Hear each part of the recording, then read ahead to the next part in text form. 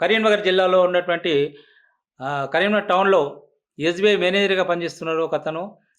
మేము అక్కడ మీటింగ్ చేసి వచ్చేస్తే తెల్లారి జనరల్‌గా పేపర్‌లలో మా ఫోటో గాని, సెల్ నంబర్స్ అని వస్తాయి. ఆ సెల్ నంబర్ చూసి అక్కడ ఉన్నటువంటి మేనేజర్ మాకు ఫోన్ చేయడం జరిగింది. డైరెక్ట్‌గా నాకే ఫోన్ చేసి, "సార్ సమాచార హక్కు చట్టం ద్వారా మా అమ్మాయికి ఏదైనా హెల్ప్ చేస్తారా?" అంటే, "ఏమైంది మీ అమ్మాయికి?" అంటే, ఆమె 10థ్‌లో టాపర్, ఇంటర్‌లో టాపర్, బీటెక్‌లో కూడా first year, second year, third year వరకు ఆమె టాపర్. ఫోర్త్ ఇయర్‌లో ఒకటి ఇన్ఫర్మేషన్ టెక్నాలజీ అనే సబ్జెక్ట్‌లో ఫెయిల్ అయిపోయింది. ఆమె డిప్రెషన్‌లో వెళ్ళిపోయి చుండ్రితోని మొత్తం సూసైడ్ అటెంప్ట్ చేసుకుంది. చనిపోవాలనుకుంటుంది. ఆమె చాలా డిప్రెషన్‌లో ఉంది సార్.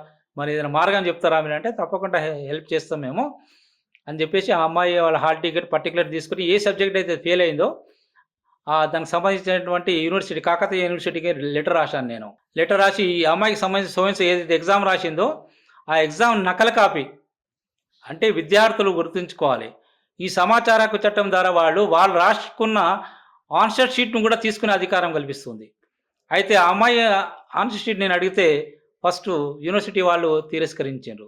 అమ్మాయి పేరు సంధ్య, నీ పేరు సలీము. నీకు ఆమెకు సంబంధం లేదు. ఇవ్వము మేము అని. మళ్ళీ వారం రోజులని ఇంకో లెటర్ ఏశాను.